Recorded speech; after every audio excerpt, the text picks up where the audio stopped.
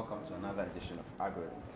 We are coming to you from the School of Agriculture and the University of Cape Coast, and today we'll be speaking to the Dean of the school on issues related to agriculture in Africa. We'll take a quick break, and when we return, I'll introduce our guest. Anyone can get an education, but not everyone gets quality education. It's never too late to acquire it. The University of Lusaka, a modern private university located off Ali Kinkata Road in Lusaka, Zambia, offers undergraduate, master's, and PhD degree programs in the School of Business and Management, Law, Economics, Banking and Financial Services, Public Administration, Governance and International Relations, Education, Engineering and the Built Environment, and Health Sciences. Our curriculum is practical and designed to meet the changing needs of employers, business, and society. Because at Unilus, we make students think outside the book. Our driving force is a passion for quality education. We build graduates fit for purpose. Enroll now for January or June intakes. For more information, log on to www.unilus.ac.zm.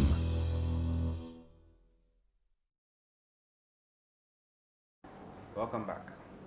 As I said before the break, we'll be speaking to the Dean of the School of Agriculture here at the University of Cape Coast. And he's in the person of Professor Elvis Asare Bediako. Prof, thank you for having us. You're welcome. So before we start, I'd just like you to talk briefly about the relevance of agriculture, not only to Ghana, but to Africa as a whole. All right. If you take Ghana, for instance, agriculture contributes to about 20% of GDP and employs about 50%, over 50% of the populace, or the workforce. And which means that majority of the people rely on agriculture directly and indirectly for livelihood and subsistence. And therefore, without agriculture, it means that people will suffer. Most of these people are small-scale farmers, and agriculture is the only means of survival. And so there's a need to really take agriculture seriously in order to really improve on that. And for the national development, if you want to really improve and develop as a nation, then agriculture has a very significant role to play. The nations that have developed, Korea, China, all based on agriculture. Currently, the Ghana government's policy of one factory, one district is most of them, the raw materials are really from agriculture, produce. And so, for industrialization of the nation, agriculture is playing a key. Ghana, over the years, cocoa, as we are aware, we've been really relying on cocoa. Most of us is external, income. And so agriculture is very, very important. So could you tell us why there was a need to establish the School of Agriculture here in this university? Right. University of Cape Coast actually was established in 1962. Then until 1975, then the Ghana government, through the financial support of UNESCO, established University School for Agriculture.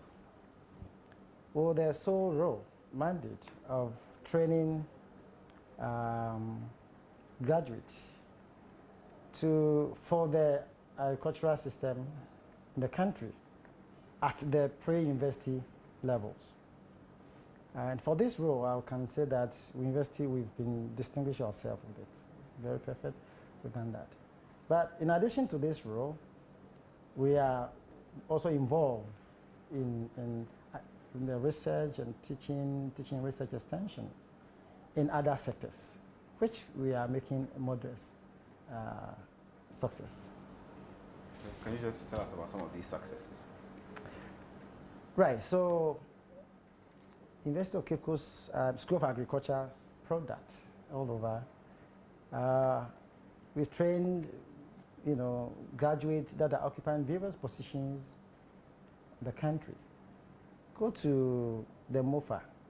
We are the only university, I think over 25 years ago, we have a collaboration with the MOFA, Ministry of Food and Agriculture, to train personnel through the SERVS program. So most of even the district directors are UCC trained. And they just go there and they also help in the dissemination, the extension system. If you go to various areas, ITA, these are international bodies, ITA, various banking institutions, research institutions, almost all the research institutions in the country, our staff are there. So it means that we train people to occupy various positions. Farmers, through our various departments, we've been training farmers direct, so currently we have short courses that we are even still organizing. So we train farmers, farmer organizations on best agronomic practices, if it's for crop science department, for animal science, the best crop science department, now agribusiness, incubation and all that. So all fields, now our graduates are occupying various sectors. And of course teachers, also at various, as already mentioned, pre-university levels, we're all there. So, so what are some of the programs that you run in your school? As I said, we have 5 departments. Department of Crop Science, Department of Agric Economics and Extension, Department of Soil Science, Department of Agricultural Engineering, Department of Animal Science, 5.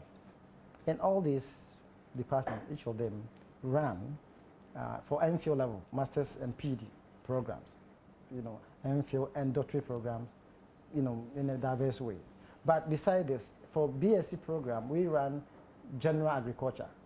And our general agriculture program really equip you with a broad knowledge so that it make you able to work, because function wherever you go. And we train people really, as I said, to go out there, to be a job, they're able to really provide job because of uniqueness of our program, entrepreneurship. So you finish and you don't have to wait and seek job, right? You're able to provide job for yourself. And these are some of the things. So there are various programs. I can just mention that per various department. So both postgraduate and undergraduate programs. They're also running some short courses for farmer-based organizations and various institutions. We have collaboration with the research, industries as well. And all these are really some of the ways that we... Can you tell us about some of the collaborations that you have, either with other higher education institutions or non-governmental agencies, either in terms of research that you do or even in the teaching and training? All right. For collaboration within the country, if you look at the agricultural colleges, agricultural colleges are under Ministry of Food and Agriculture, and we are the sole institution that are mentoring them. So we have Kwadas Agri College, Ohio Agri College,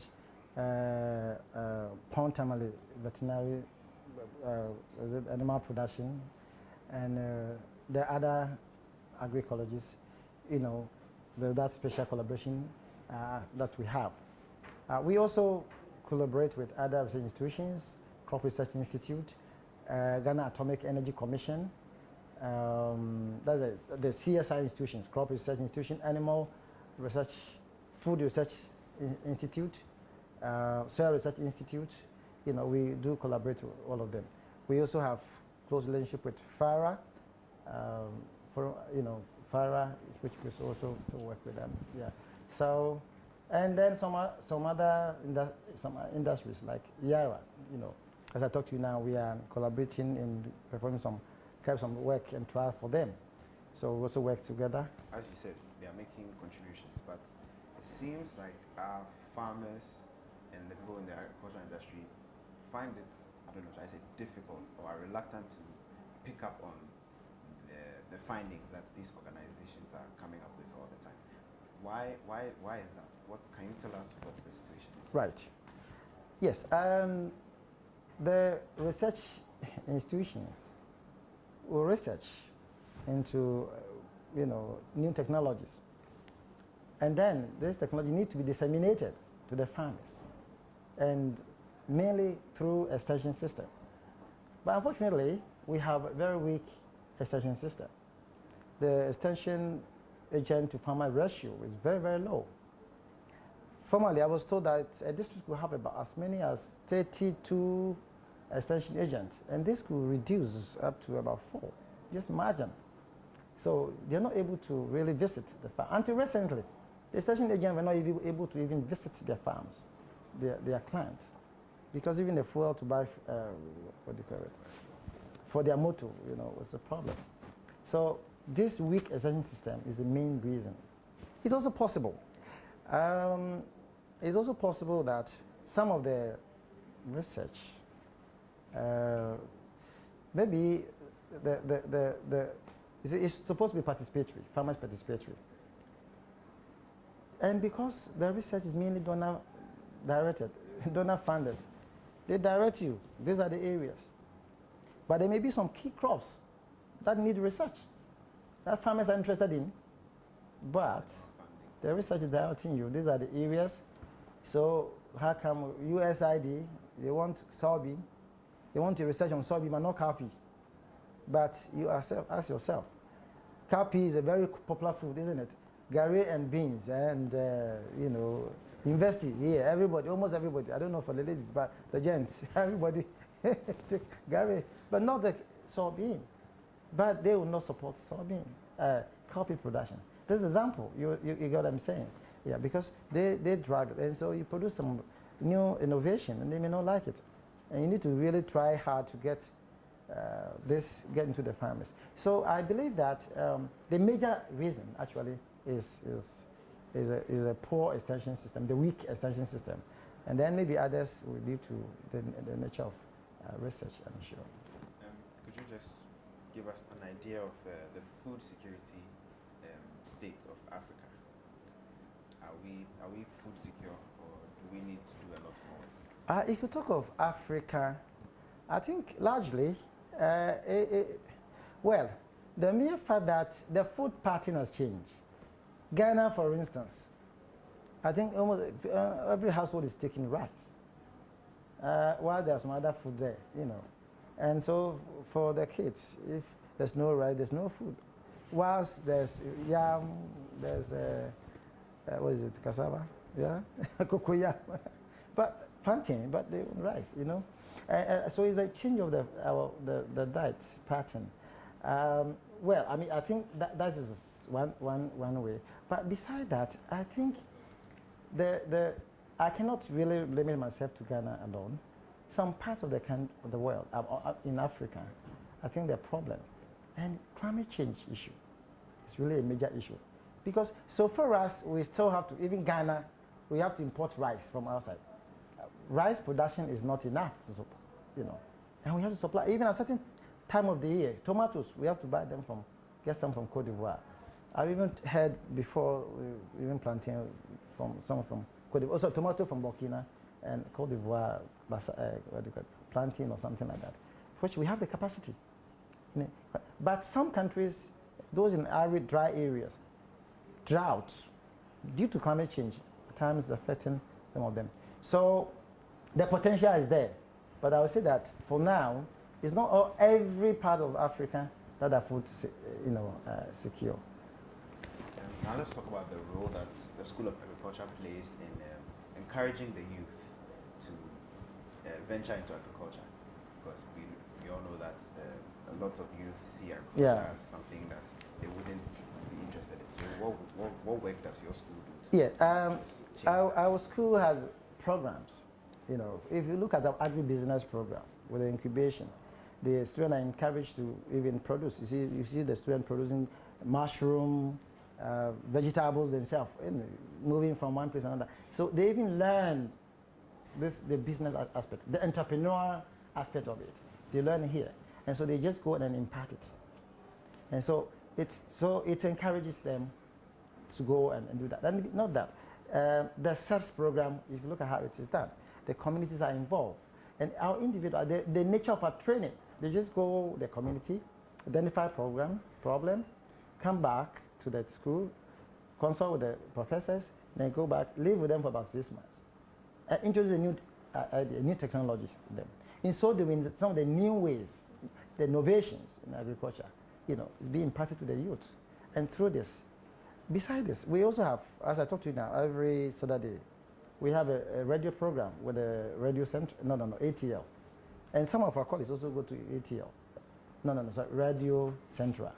So by 8 years, every Saturday, now between 7:30 to 8, we are having a permanent program every Saturday, you know. So we educate the farmers, let them to know that farming is a business, you know, that kind of thing. Animal production, taking our time to teach them even through that. So that aspect is also there. So we have decided to really also adopt something like what they call the farmer reality challenge, where farmers, we are acquiring some land. We are linking up with some group, some private organization, and then, you know, a group will come with your proposals. You know, the land is we acquire land and those kind of things, so that you like the way we have the reality shows. Yeah. We compete it. You get eliminated until we get some number. Then you are giving some capital to start. We are giving some land to start something like that. So these are all something approaches that we are. So we have the agribusiness program. We have the agriculture extension and community development programs. All these things. They go there, live with these are young ladies living with the community. Okay? And you know, normally when you see that a young lady and say these are from universities, and you see them, it motivates. Wow. And it encourages them to do that. And so, and the nature of training, the entrepreneurial aspect of it is also key. And so through this, I think we're able to really encourage the youth through this maybe. Yeah. In Ghana, every year we have this problem of the Bagre Dam being spilling because it's overfull, and it affects farmers in the north. Yeah. And it happens every year. Is there any way to probably try and curtail that damage that we experience every year by using that excess water, maybe some form of irrigation or storage or something that we can do so that this problem stops? Yeah. When it does, it affects food security here in Ghana. Yeah. What can we do about that? Well, I think it's as you rightly said, this has been a yearly ritual, and I think this is time we find a solution to that. Fortunately, these are the areas where we have one dam, one village, one dam, you know. So I think probably there should be some policy, or maybe we need to align this one with one village, one dam issue, and then see how we can really capture this. So probably the need for more study, water harvesting process issue, you know, because not only that place, there are a lot of places where, you know, our agriculture, unless it's rain-fed, you know, we don't have the habit of this water harvesting issue. And I think probably there may be the need to study the socioeconomic aspect of it. Why is it that water is flowing through anytime there's over, you know? So it means that probably the excess water, those that live in the banks are not needed. They don't need it. And so there's a need maybe to do a lot of studies, socioeconomic studies, and find out along the bank where the water, they will experience that. Can they probably construct a dam so as to catch this, store this runoff? Is it possible? I think the need for study, okay? Because the point is that you can just start. Probably the crops that they are growing around the bank may not even need, they need to, for irrigation facility to set up. The use of the water, are you going to spend, even though you're talking of one village, one dam, sorry, that's the point. But maybe along that banks, that area, catchment area, they may not need water for irrigation. And so you're going to spend resources if they don't need it. So they need to carry out a lot of study, socioeconomic studies, and find out the use and all that, and probably a government policy. So I really want to encourage government and see, since it has been a yearly ritual, I wonder why we still have that problem. Maybe they need for more studies into it and find out their way out. Is it possible to harvest them? Is it possible to locate some dams close by so as to provide a source for irrigation? What is it? Is it that the crop that they're growing there, they don't need it? So a study is, I think that's it.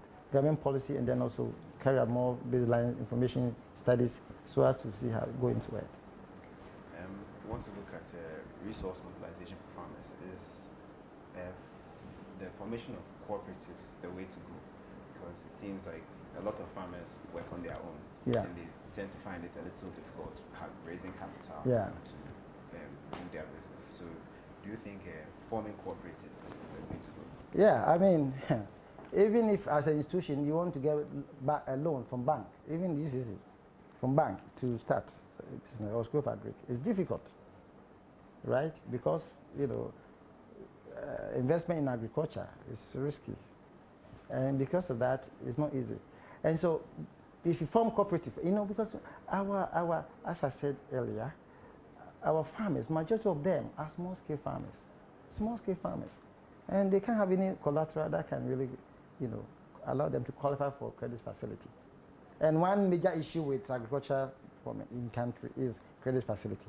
So if you form cooperative, that through the cooperative they're able to access credit, okay, so that they can rely on not only credit, other farm input, because they want to identify the cooperative, the farmer groups instead of individuals. So inputs such as fertilizers, seeds, even equipment, I mean mechanized, you know, you can through community, cooperative, you can even access this. And markets, you know, the middlemen cheat them a lot, isn't it? But so if they have form cooperative, they're able to have a say, you know, and able to access market, and that helps them. So seriously, we must encourage this cooperative formation, and that will help them to enhance their. There are institutions like the Agri-Development Bank. Isn't that what their mandate is, to provide this credit that these farmers need to produce to the best of their capacities, which will in turn benefit the nation? So what are these institutions doing? But well, that is the issue. Maybe you can also help in the advocacy to the government to really make sure that the bank, Agri-Development, I'm sure it was set up for this purpose. But you just find out maybe what percentage of their credit facility that goes to the farmers. Well, your findings will really reveal that. But I think that is not really the case. And so what do we do? So I think, as I said, government policies is one of the key, you know, so we need to probably look at that. But I think indirectly, what the government is maybe probably doing is where identifying these farmer groups, you know, and then through this, they can rather get a loan, and then provide the facilities. So if it is about the inputs, is it a thresher or harvester, common harvester, or whatever it is, they rather get acquire it, government acquire it, and then with a group, they can now lend it to them, you know, on credit, you know, with subsidized, at a subsidized amount. I think that is better than they going to the bank. To be frank, it will not help. So I think that intervention is the best, where they will come in, like what we have with the 1D, 1F, they're providing seed and fertilizer. I think that's always all right. Well, okay, and so in that case, they're able to, and I'm sure if they can extend it to other input, like a tractor, maybe because of the small scale nature of our farming, we can have reduce of small implement, all right, mechanized one, but so that at least individual can acquire something like that. That one is be fine. So that they pay, you know, rather than that. If you allow that, because some banks will come in and what do you call it, the banks and the financial institutions will just come in, they provide such a loan to them, and at the end of the day, they produce, and they take over the whole produce when they are ready for harvesting. And farmers are being cheated. So it needs intervention. Your viewers, let's take a quick break, and when we return, we'll continue the discussion.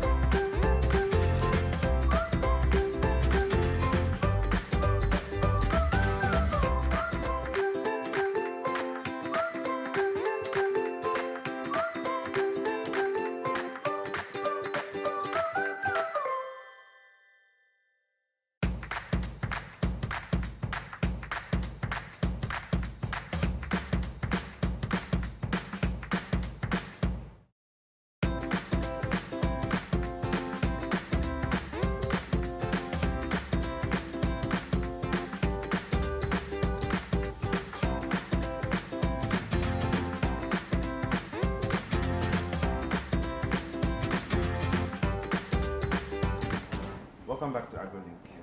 We are here at the School of AgroLink, and we are talking to Professor Elvis Asare Bediako, who is the Dean of the school, and we are having some discussions about agriculture in Africa. Prof, let's move on to a slightly controversial topic. Okay. Here, wants to look at genetically modified organisms. In your opinion, and with your experience in the field of agriculture, do you think genetically modified organisms are the way to go for African farmers? Right. Genetically modified organisms, GMO, whether they are the way to go for agricultural development depends on the circumstance. If you see, the GMOs technology is the key in solving key issues in agriculture. The question here is that, are we encountering a problem such that the conventional approach is not able to solve? We are talking about food and nutrition security. We've been threatened by particular pests, diseases, drought issue, or any other factors that affect crop production or animal production, such that conventional method is not able to solve. In that case, we must consider our farmers. Because as you already mentioned, in Africa, majority of people are farmers. Their livelihood depends on the farmers. Then we need to save them. If that's the only way out. If that's the only way to go. But then, if there are alternatives where we can solve problem by conventional method, then why not? Let us seek the conventional approach and then able to manage the problem. For instance, we are talking about currently the fall armyworm. Assuming we have fall armyworm, when we had the epidemics and there was some approach to manage it. At the end of the day, we're able to bring it under control. We're not saying that they are wiped out, no. Bring it under control. Assuming we tried all the methods that available to us were tried, applied, and yet we're still having this problem. Farmers must survive. Their livelihood must be considered in that case. And if the only way to solve this is through GMO, then I'll go for it. Is it your opinion that the arguments on the benefits of these GMOs, or the benefits or disadvantages, in your opinion, do you think these arguments have been exhausted? Well, I would say that because GMO argument is so international, some are for, some are against. Now, if in the case of Ghana, for instance, the farmers, so if those campaigning against seem to educate them, and it happens that the demerit, probably the perceived negative aspect is what really drum home. The person may fail to appreciate the benefit. In that case, then if you say that there's a need for further education. In any case, are we aware? We buy tomato from Cote d'Ivoire. Tomato from Burkina Faso. We import rice from other places. Are we aware? Do we know the source? Whether they are GMO or not? No, we don't know. But we sit here and we are arguing about this. Anyway, what we are saying is that it is very important to exhaust this argument. So that every farmer, every Ghanaian should really get the argument, the two, for and against. And based on that, you must have a consensus. And the question here is that, is there the need for a GMO? The argument is whether GMO is good or not. But the point is that, do we need it? Just as I've already mentioned. If you think there's option for GMO, why not? opt for it now. But until we think that we encountered a problem that the GMO is going to solve, and we think that can help in the national development, then we need to reconsider it. I've heard some arguments that instead of relying on the GMOs that are produced elsewhere, we should do research on our own, try and identify certain problems that we may have that are specific to us, and then work towards probably producing GMOs that would solve those problems that we have. Mm-hmm. Is that, in your opinion, a better way to go? The point is that this is research. If there's a problem, as I sit here, I have not actually encountered any major problem that we think so far the conventional science have not been able to bring it under control. That's for me. Is it the climate smart agriculture, crops? Through conventional breeding, crops that can survive under this harsh environment, drought, are being produced through conventional approach. Disease, pest. Disease, people are also producing disease-tolerant resistant material.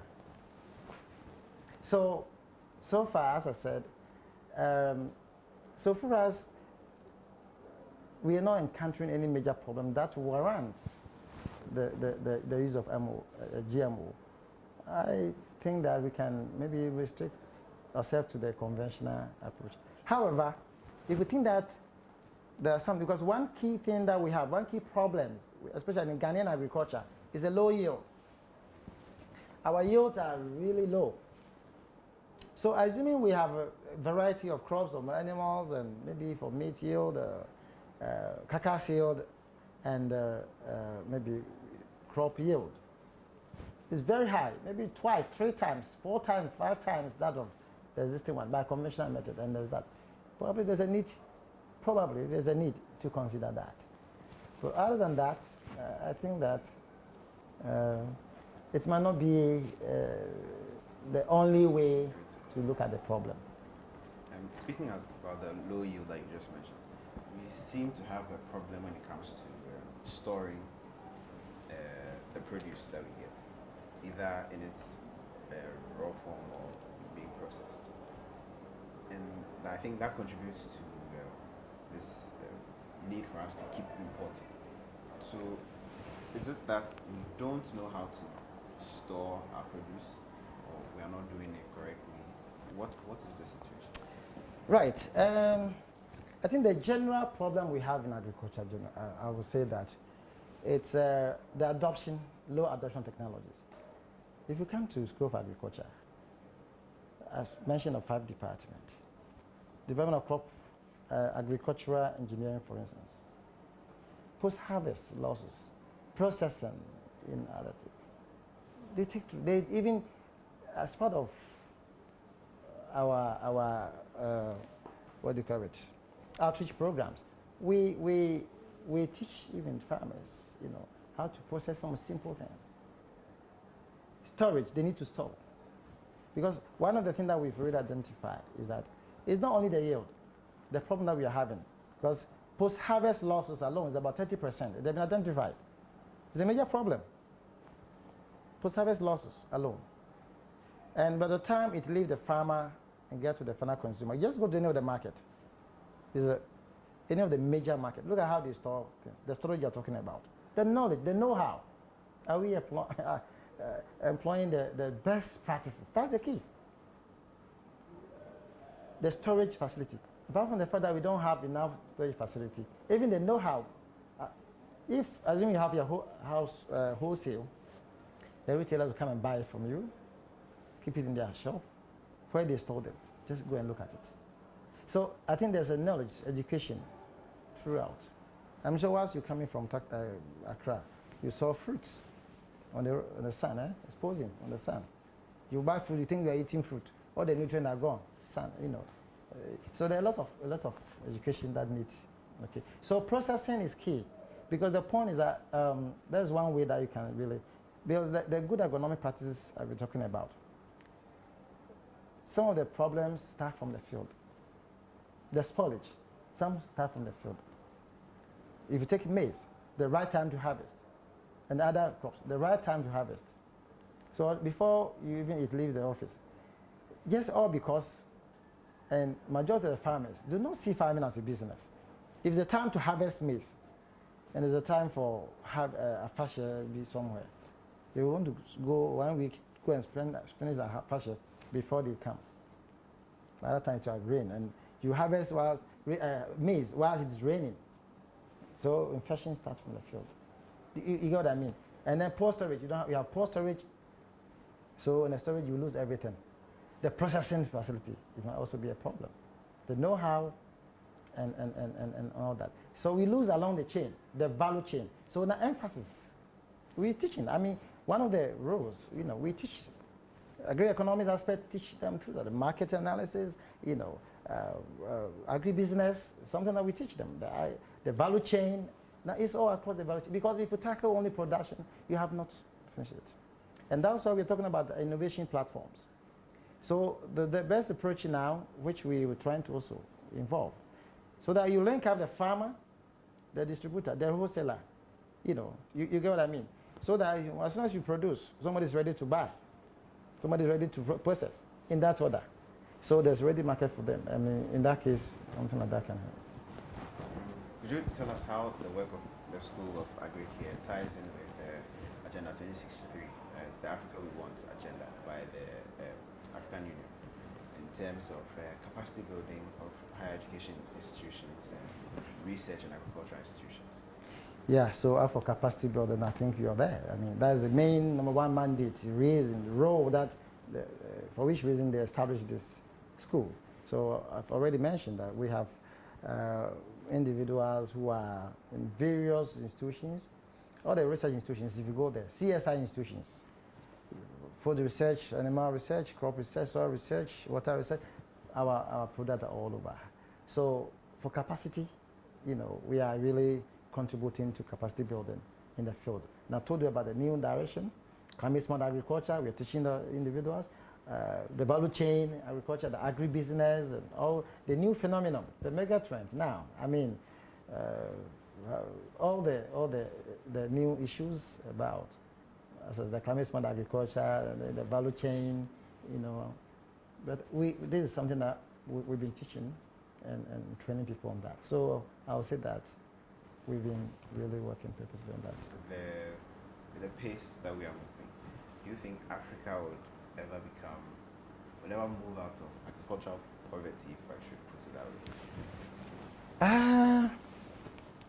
The possibility is there because there are lots of countries that we can learn from. India is doing it. South Korea has done it. China has done it, and other countries. Through agriculture, they are now giants, science and technology. So what it means is that we must take science and technology serious. Science, technology, and innovation. So we must double in exponential manner our research. So the technology that we bring in. So here it means the extension must also strengthen. The Ghana government must support agriculture too, and African government. Through some organizations like FARA, Ruforum, they're lobbying the government of Africa to commit percentage. The Malabo declaration. For all government institutions to commit percentage of their budget to it. None of the government is able to reach it. I think some other countries have come near, even 1%. Okay? And we still depend on the donor. And most of the donor, within 2-3 years, come out with a new technology. But if support is coming from here for consistency, then we'll be able to come out with more. So, applying science, so we come at technology. I talked about yield. The improved varieties you're talking about, for us, we should look at, how we can use science. So we must support science. Because it's a science and technology. For this nation, those Asian giants, it's all through science and technology. And I know, if we do that, we are capable. Because Ghana, the land is there. You get what I'm saying? But we need the commitment of the girls' government, the individuals, also be committed. So the possibility is there. But you talk of the pace that we are going, we must speed up our pace. We must be very innovative. If you go to the traditional approach will not help us. We must be innovative. Seriously, we must innovative. Innovative in terms of technologies, innovative in terms of ideas, how we approach things. If you go by the normal, traditional way, no way, we can't get it. But the possibility is there. You know Ghana, when somebody said they want to introduce fair education now, some say later. All right? Instead of taking steps, move, positive optimism, infectious optimism, we don't want that. Slow down, take your time. And with that attitude, I am telling you, you will not get anywhere. But the potential is there. Finally, before we wrap up the discussion, do you have any words of advice for policymakers and anybody who will be looking to go into agriculture? What do you have to tell them, being a man who is in the industry and has experience? All right. So to the policymakers, agriculture has the potential to really help the nation to develop. Majority of our people rely on agriculture for livelihood and income. And so it's the key. We must come up with policies that will develop what? Agriculture. To the youth, agriculture, farming is a business. Farming is a business. And therefore, let us embrace agriculture by employing with all seriousness. Because when we do that, the government provides all the various bottlenecks which is preventing them. Mechanization, so that we move away from the drudgery of agric. You want to use hoes and machetes and cutlasses, will not help. So can we provide this, even in community? Tractor services for plowing, harvesting, combined harvester, rice and others. Community-based, input close to the farmers. Providing the subsidies, the inputs, And if this is there, maybe land banks in the developed countries, places where they've been reserved for farming. For several years, it's still there for farming. Farmhouse is there, the farming is there. Go to Accra place. We are converting to houses. And when you hear people, oh, Accra is becoming big.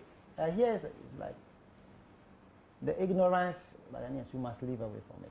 Make sure you can, so land could be available for it. Okay? Maybe land banks. So that, because land tenure system is one of the major problems. Okay? And so if this is done with this policy and with the youth, knowing that agriculture can really be a major source of income, then let the youths and let the government all embrace agriculture, and Ghana will be strong. Thank you, Professor Elvis Asare Bediako, Dean of the School of Agric at UCC. Yes. Dear viewers, we've come to the end of today's episode of AgroLink. Hope you enjoyed the discussion, and we'll see you again next time.